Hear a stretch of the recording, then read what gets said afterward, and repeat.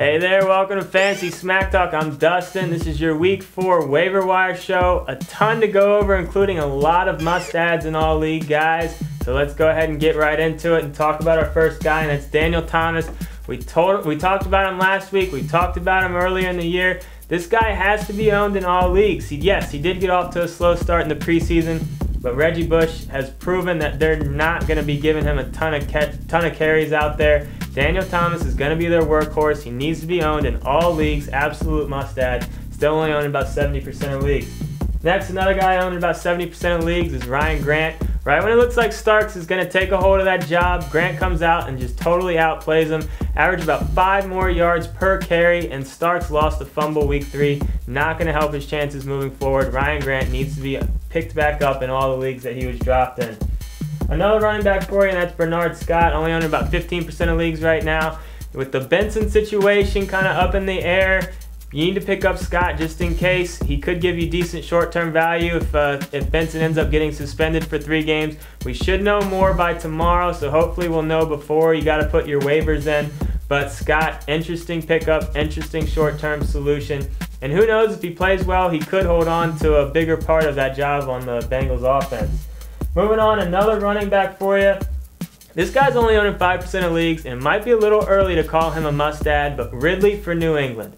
The reason I'm calling him a must-add is because out of all the running backs who are owned in less than about 20% of leagues or so, Ridley, in my opinion, has the best chance of taking over the starting job without an injury.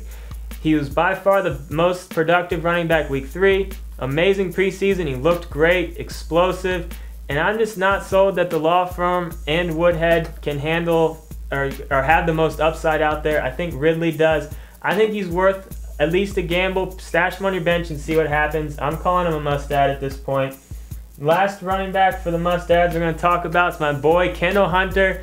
You know, I'm really high on him coming into the year just because of Gore's injury issues. And I'm calling him a must-add because all you Gore owners have to own him, and here's why. The 49ers are a one-back system, so if Gore goes down, Hunter's going to handle the workload, and he was amazing in the preseason, led the preseason in rushing, and he's just a good running back, and I think he'll be able to put up solid numbers if Gore goes down, so that's why you have to handcuff him right now. I think it makes sense, especially with Gore banged up. All right, we got a couple receivers for you. First one, Eric Decker, out there with Denver. Only on about 75% of leagues. He's a good guy to get in PPR leagues. Targeted 12 times. Quickly one of Orton's favorite targets.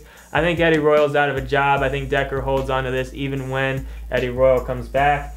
And the other guy, David Nelson, only on about 50% of leagues, even after all the hype he got last week going into week 3.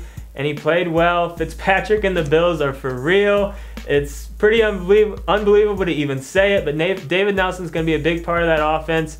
I think you got to pick him up if you need help at receiver. All right, let's talk about some guys to add in deeper leagues. First one, Torrey Smith. What a game he had. This rookie out in Baltimore. 3 touchdowns, but a few things to consider. You know, he was filling in for Lee Evans, and he also did get a little banged up towards the end of the game, so I'm not really sure how much value he's going to have, especially once Evans comes back. But this guy is definitely someone to pick up in deeper leagues and to keep an eye on in all leagues. Same with Denarius Moore. You know, it's just tough when guys come in and play really well, especially young guys, because they're filling in for veterans who normally, when they get healthy, they come back and take that job back. Jacoby Ford should be back week 4.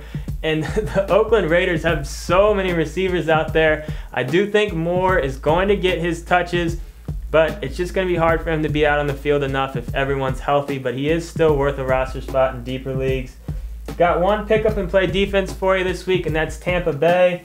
They're only on about 10% of leagues right now. In week 4, they got the Colts. You know, even if it's Collins or Painter back there throwing the ball, I think the Bucs have a decent chance of putting up some numbers week 4 for your defense. So pick them up if you're looking for a better defensive play. Another receiver for you, and that's Nate Washington. Another big injury. Kenny Britt out for the year. Sucks for all you Kenny Britt owners. But if you're thinking about picking up Nate Washington, thinking he's going to be Kenny Britt, it's not going to happen. Nate Washington is a good receiver. He's not a great receiver. I wouldn't even use a decent waiver number on him. I really don't see him really blowing up. I think he'll have some good games, but I also think he'll have a lot of mediocre games. There's a lot of other guys I'd rather have than Nate Washington. Moving on, another receiver for you, another young receiver, only owned in 20% of leagues right now, and that's Antonio Brown for the Steelers. I really like him in leagues that count return yards. He's not going to be a huge part of the offense, but they have been getting him involved. So he has the big play potential on all the special team stuff, and he will get involved in the offense some as well. So I think big play potential and leagues that count return yards, he's definitely worth a look. Another wide receiver, Brian Hartline. This guy gets no love. He's a top 35 receiver so far this year, but he's only owned in about 5% of leagues. He's got decent value in PPR leagues. He's consistent. He's always right around 4+ catches a game. I just like him moving forward. I think he's a great guy to plug in for your bye weeks once they start rolling around. Almost a guaranteed 8 to 12 points in PPR leagues. So if you're looking for a consistent guy, I do like Hartline. Obviously, you're going to want to keep a close eye on the Michael Vick saga with his injury. It doesn't look like he's going to miss an extended period of time, but if he does miss time, obviously Vince Young or Kafka is going to fill in there. And they could have a little bit of short-term value if you're in 2 quarterback leagues or really deep leagues and you're in a bind looking for a quarterback. And one guy to keep an eye on, and that's Victor Cruz for the Giants. Just like Smith in Baltimore, he was filling in for an injured guy. He was filling in for Manningham, but he played really well. So if there's another big injury out there with either Nix or Manningham, Cruz looks like he could have some value. Very talented young receiver out there for the Giants. So that's it for the Week 4 waiver wire. As always, this is just a portion of the list. To see the full list, get onto our site. Brent and I will be back later this week. If you got any questions about your teams, post them in our forums. Brent and I are in there. We got Lincoln, Mark, all the other FST guys. Mike's in there as well. Answer as many questions as we can. We'll see you later this week.